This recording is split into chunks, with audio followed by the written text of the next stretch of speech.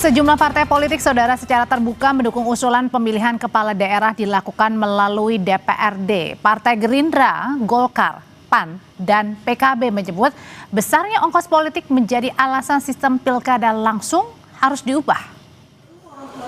Wakil Ketua Umum Partai Gerindra Prasetyo Hadi kembali mengembuskan sinyal partainya ingin mengubah sistem pilkada langsung menjadi pemilihan yang dipilih lewat keterwakilan partai politik di DPRD. Alasannya adalah ongkos politik yang mahal, baik dari sisi calon maupun pemerintah sebagai penyelenggara pilkada. Ini menjadi faktor utama partai milik Prabowo Subianto ini minta pilkada tak lagi langsung. Bupati, wali kota maupun gubernur itu ongkosnya sangat besar. Belum dari sisi negara ya, dari sisi negara dalam hal ini mengenai pembiayaan. Nah, inilah yang kemudian kalau kajian di kami internal Partai Gerindra, kami memang terus terang salah satu yang mengusulkan atau berpendapat bahwa kita berkehendak untuk mengembalikan sistem pemilihan kepala daerah itu melalui mekanisme di DPRD. Namun menurut Partai Demokrasi Indonesia Perjuangan PDIP, wacana pemilihan kepala daerah melalui Dewan Perwakilan Rakyat Daerah DPRD ini mengebiri hak politik rakyat. Politisi PDIP Guntur Romli juga mempertanyakan wacana itu digulirkan saat adanya penanganan pasca bencana 3 provinsi di Pulau Sumatera yang masih bergulir. Menurutnya agenda pilkada berikutnya masih jauh. Kok tega-teganya memperbincangkan soal pilkada yang masih jauh? Kenapa partai-partai politik saat ini kok tidak fokus saja ke penanggulangan bencana? Kok malah memantik kemarahan rakyat dengan mau mengambil hak politik rakyat dengan mengebiri hak politik mereka melalui pilkada DPRD. Oleh karena itu, PDI Perjuangan tegas menolak pilkada melalui DPRD dan tetap ingin pilkada langsung. Lalu tepatkah alasan menghilangkan politik uang dan mengurangi beban ongkos pemilu yang besar ini menjadi satu-satunya dengan mengubah pilkada langsung menjadi pilkada lewat DPRD? Kita bahas malam hari ini bersama Muhammad Kozin, anggota Komisi 2 DPR dari fraksi PKB. Selamat malam Mas Kozin. Ya, selamat malam Mbak Audrey. Ya, dan ada juga pakar hukum tata negara yang juga pengajar di Sekolah Tinggi Hukum Indonesia Jentera, Bivitri Susanti. Mbak Bivit, selamat malam. Masih di mute Mbak Bivit. Oke, saya mau ke Mas Kozin terlebih dahulu. Mas Kozin, saya mau tahu nih, jadi posisinya PKB ini setuju pilkada dikembalikan lagi lewat DPRD atau tetap sekarang pilkada lewat rakyat yang memilih? Iya, terima kasih Mbak Audrey ya. Yang pertama, PKB juga sebagai bagian daripada kontestan dalam beberapa kali pelaksanaan pesta demokrasi ya pasca reformasi tentunya memiliki banyak catatan, memiliki banyak bahan evaluasi agar semangat bagaimana kita ingin menjaga spirit demokrasi ini tetap kepada rule atau rel yang memang sudah menjadi kesepakatan founding father dan semangat dari reformasi kita. Kemudian yang kedua, dari 2 kali pelaksanaan pilkada terakhir ini meninggalkan beberapa jejak yang itu mengganggu secara otentisitas demokrasi yang kita idam-idamkan dan kita jaga bersama. Terkait dengan problematika food buying di lapangan ini, di mana masyarakat mayoriti ya memilih kandidat tidak berbasis apa menjadi reputasi personal kandidat itu, kapasitas, kualitas, dan lain sebagainya, tapi justru banyak terjebak dengan banyak-banyakan isi tas. Itu fenomena yang ada di lapangan yang kita tidak bisa tutup mata.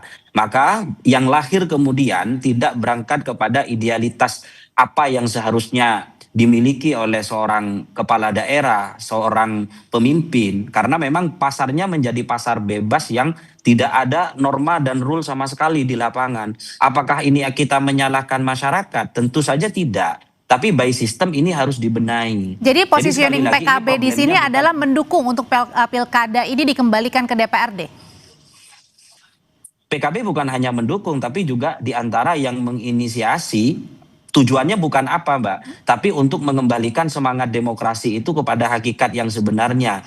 Jadi rakyat itu memilih pemimpin tidak terjebak kepada pasar bebas, banyak-banyakan uang, banyak-banyakan popularitas, tinggi-tinggian popularitas, tapi mereka yang betul-betul punya kualifikasi betul selayaknya seorang pemimpin, Tapi mulai kalau dari kapasitas personalnya dan lain sebagainya. Mas Seperti Gozin, itu, Mbak. tapi kalau dikembalikan Jadi, ke DPRD bukan sebaliknya ini, malah kemudian mengebiri haknya warga, kemudian warga juga jadi bingung nih, nggak tahu pilihannya nanti akan memimpin mereka siapa, track recordnya gimana?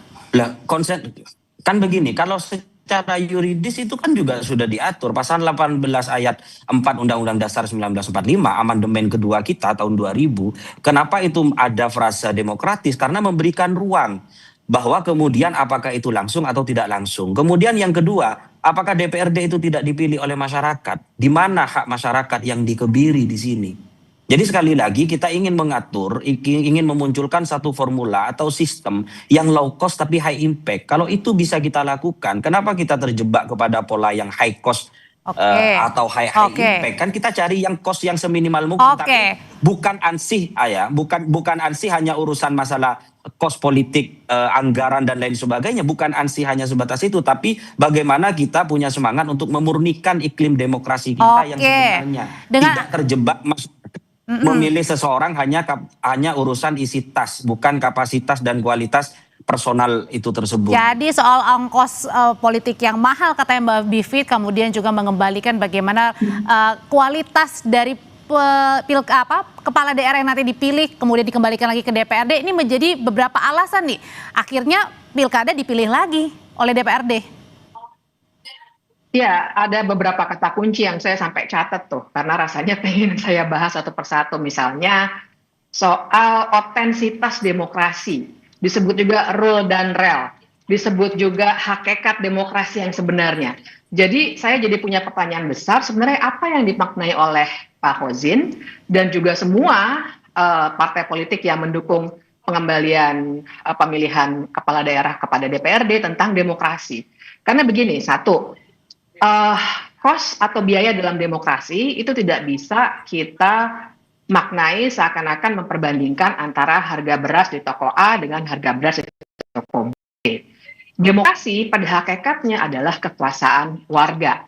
Jadi patokannya itu dulu. Sehingga kalau tadi Pak Gozin sendiri bilang rule dan rel, perlu saya ingatkan pasal 18 ayat 4 Undang-Undang Dasar 1945 sebenarnya sudah diterjemahkan relnya oleh Mahkamah Konstitusi paling tidak melalui 3 putusan. Putusan 110 tahun 2025 menegaskan putusan 55 tahun 2019 dan juga putusan 85 tahun 2022 yang semuanya pada dasarnya mengatakan bahwa pasal 18 yang namanya pemilihan yang demokratis itu adalah pemilihan secara langsung.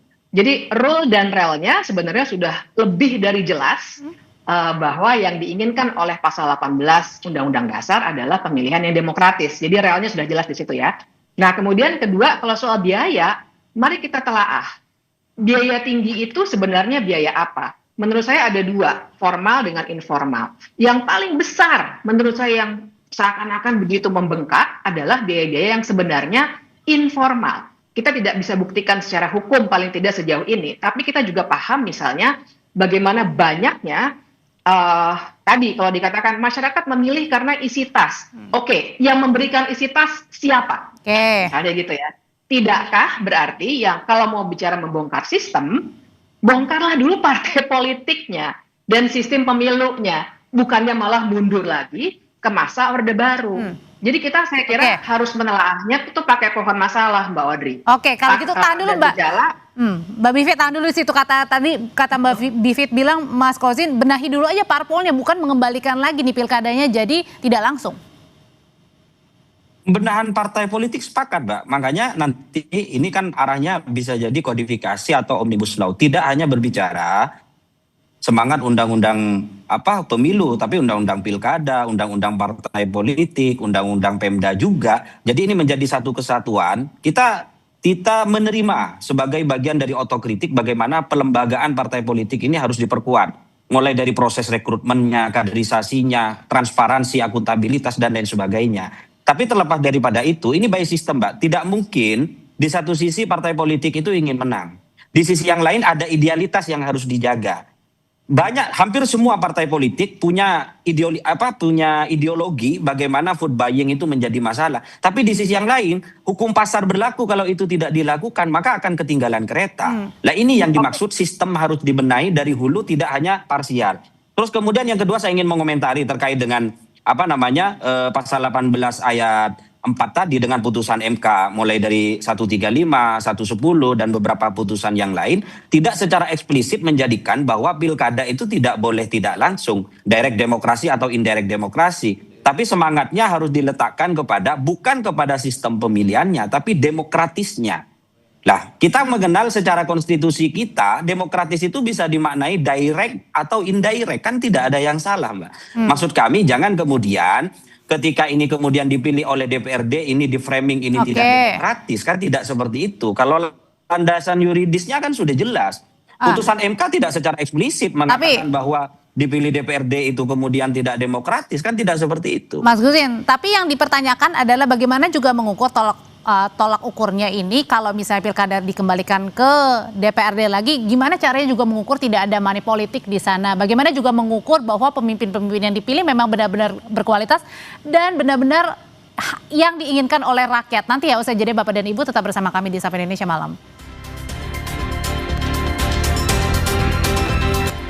Pertanyaan berikutnya adalah yang tadi sebelum dari jeda saya tanyakan adalah ke Mbak Bivit dulu, gimana caranya kalau gitu mengukur kalau memang nantinya pilkada tidak langsung ini kemudian kembali gitu Mbak Bivit, gimana caranya mengukur bahwa apa yang dipilih ini berdasarkan memang suaranya rakyat dan gimana cara juga mengetahui bahwa benar-benar memang tidak ada money politik jika dikembalikan ke DPRD lagi pilkadanya?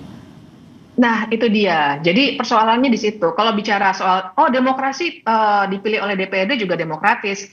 Izinkan saya mengingatkan bahwa demokrasi terpimpin juga demokrasi, katanya tuh. Demokrasi terpimpin padahal otoritarian. Nah, artinya kita memang jangan terkecoh dengan kata-kata yang sifatnya demokrasi. Ukurannya ini yang Mbak Audrey tanyakan, ini yang penting. Persoalannya adalah kalau misalnya dikatakan masalahnya adalah biaya yang besar karena pilkada langsung, paling tidak melalui pilkada langsung ada dua hal yang bisa diganggu oleh para pemilih. Pertama adalah ketika mereka mengganggu proses pemilihan langsung sehingga aspirasi rakyatlah yang bisa didorong. Ini sudah terbukti dalam banyak sekali pilkada, termasuk kemenangan kota-kota kosong misalnya. Kedua, ketika ada pilkada langsung, maka tanggung jawab atau katakanlah dalam bahasa sehari-harinya para calon kepala daerah ataupun kepala daerah yang incumbent, dia akan punya lebih banyak relasi dengan pemilih. Dia akan mengentertain pemilihnya. Bandingkan kalau misalnya pilkadanya tidak langsung dilakukan oleh DPRD, yang akan dilakukan adalah para calon pilkada atau incumbent yang ingin dipilih lagi, dia akan lebih banyak mengentertain anggota DPRD, mengentertain Dewan Pimpinan Cabang, Dewan Pimpinan Daerah, Dewan Pimpinan Pusat, partai. Nah, akibatnya kita sama sekali tidak punya ukuran.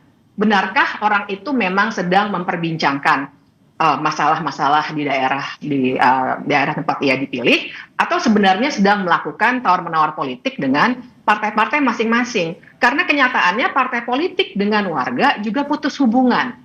Nah, jadi kita akan dibuat benar-benar terkunci. Jadi kalau istilah saya tuh Mbak, saya sering bilang ini kayak arisan tertutup jadinya.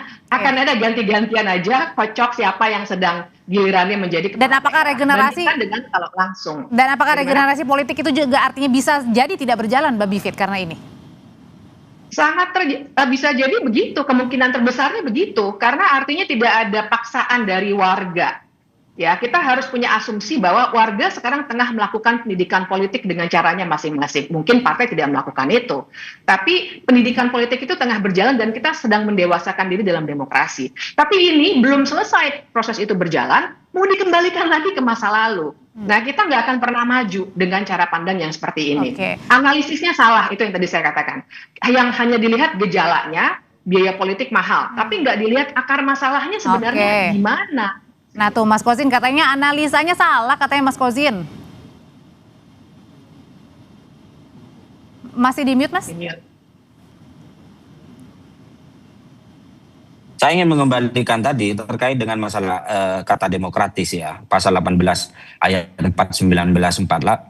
Kalau kita buka di risalah amandemennya itu ya, di amandemen kedua tahun 2000. Di sana disampaikan, saya ingin mengutip ya perkataan Pak Taufikur Rahman Ruki yang menjadi salah satu panitia ad hoc ya waktu itu.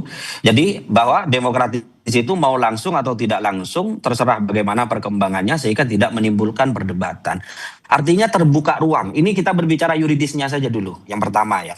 Kemudian yang kedua, secara praksis. Begini Mbak, dengan skema pemilihan langsung, partai, quote and quote, secara sistem itu dipaksa untuk kemudian melakukan proses kandidasi tidak berdasarkan kriteria ideal yang dimiliki oleh masing-masing partai. Kenapa? Karena hukum pasar menjadi bebas. Jadi tidak hanya berbicara urusan kualitas lagi, itu harus sesuatu hal yang nomor sekian. Yang paling pertama itu adalah aspek popularitas dan isi tas. Itu faktor yang ada di lapangan yang kita tidak bisa bantah ya. Setelanjang secara kasat mata itu terjadi. Kemudian yang kedua, apa kemudian ini kok kemudian kalau dipilih oleh DPRD tidak demokratis? Proses kandidasi itu kan nanti bisa dilalui misalkan dibentuk panel, melibatkan akademisi, melibatkan NGO. Partai tidak mungkin di situasi saat ini, di era post-truth saat ini, di era digitalisasi sudah merambah ke pelosok-pelosok desa. Partai berkepentingan untuk melakukan kandidasi seseorang yang memang memenuhi ekspektasi publik dengan basis kriteria kualitas, kapasitas, dan integritas. Itu pasti, Mbak. Karena kenapa? Karena kalau itu tidak ditempuh dan dilakukan oleh partai politik, kalau yang tadi bahasanya Mbak Bivi itu berjarak dengan masyarakat, maka hukum politik akan berlaku di proses elektoral berikutnya. Masyarakat akan mensanksi partai. Bahwa partai ini mencalonkan si A, padahal secara reputasi, secara kualifikasi tidak memenuhi, ada politik oleh masyarakat kepada partai-partai. Kalau gitu yang gimana? Ya kalau gitu pertanyaannya adalah pada saat apa nih memasukkan demokratisnya rakyat ke dalam pemilihan itu? Di mananya kalau gitu, Mas? Yang milih kan DPRD. DPRD itu kan tidak ujuk-ujuk tapi dipilih oleh masyarakat. Kenapa tidak misalkan dalam satu mandat yang diberikan tidak hanya legislatifnya dalam hal ini kelembagaan DPRD-nya tapi juga eksekutifnya. Di mana tidak demokratisnya? Kecuali yang milih misalkan ASN yang tidak melalui proses elektoral. Itu bisa dikatakan tidak demokratis. Kecuali yang milih TNI misalkan atau Polri. Lah ini yang milih adalah DPRD, di mana DPRD itu dipilih setiap 5 tahun sekali. Jadi kata tidak demokratisnya di mana? Terus kemudian yang kedua, ini kemudian tidak punya legitimasi secara sosial kemasyarakatan. Sekali lagi, DPRD itu juga punya tanggung jawab dan punya legitimasi secara sosial karena dia dipilih oleh masyarakat. Bahwa kemudian nanti ada ruang-ruang tertutup terkait dengan negosiasi atau istilahnya tadi itu arisan hukum, itu kan sak prasangka saja, asumsi saja. Sekali lagi nanti ketika diatur di dalam regulasi penguatan partai politik kan itu dibahas juga bagaimana proses transparansi, akuntabilitas partai politik itu tetap terjaga gitu. Pelembagaan partai politik itu harus tetap dijaga seperti itu. Kalau gitu apa untung ruginya kalau dikembalikan ke pilkada, kembali lagi ke pilkada tak langsung, Mbak Bivit? Dan sebenarnya ini muaranya mau kemana sih? Nah itu, jadi kan tadi ada pernyataan kalau internal masalahnya ada hukum pasar. Nah pertanyaan saya, kalau internal apakah hukum pasarnya tidak berlaku? Atau pasarnya yang berubah? Pasarnya bukan lagi pasar rakyat, tapi pasar yang pure politicians. Jadi tinggal tawar-menawar saja nih di antara para politikus yang ada di DPRD, partai-partai politik yang ada di DPRD. Jadi saya kira kita tidak bisa berdebat di persoalan itu, karena kita juga paham bahwa DPRD, anggota-anggotanya juga kalau dikatakan DPRD kan juga dipilih, betul. Tapi pertanyaan besar juga adalah apakah orang-orang yang dipilih di DPRD, demikian juga dengan DPR RI, sebenarnya punya koneksi yang juga langsung dengan warga bisa berkomunikasi. Sementara kami ketika misalnya mengemukakan hal-hal yang terkait dengan peraturan daerah, dengan undang-undang apalagi, dicuekin total. Mau pakai cara-cara yang sangat-sangat beradab dengan segala macam itu maksudnya siapa, Mbak? Dan lain sebagainya. Masyarakat sipil, Pak. Kami itu maksudnya? Iya, masyarakat sipil, organisasi non pemerintah, kemudian juga BEM-BEM universitas dan lain sebagainya. Sangat-sangat sulit, bahkan untuk beberapa undang-undang kita juga sudah punya catatannya kan sampai sekarang. kita benar-benar sampai harus mendobrak pintu rapat untuk bisa menyampaikan sesuatu. Jadi pertanyaannya, kalau dikatakan jangan khawatir, DPRD kan juga dipilih. Betul dipilih, tapi kan kita masih punya pertanyaan besar tentang keterwakilan setelah dipilih. Pertama, apakah benar DPRD juga dipilih tanpa politik uang dan hal-hal lainnya yang sifatnya sangat merusak keterwakilan? Dan apakah selama 5 tahun kami punya ruang untuk berdialog dengan para wakil rakyat itu? Jadi banyak ruginya gitu Mbak Bivit? Oh, sangat-sangat rugi. Yang diuntungkan hanyalah para politikus di partai-partai politik yang ada. Terima kasih untuk pandangannya Mbak Bivitri, Mas Kosin juga terima kasih. Selamat malam Bapak dan juga Ibu.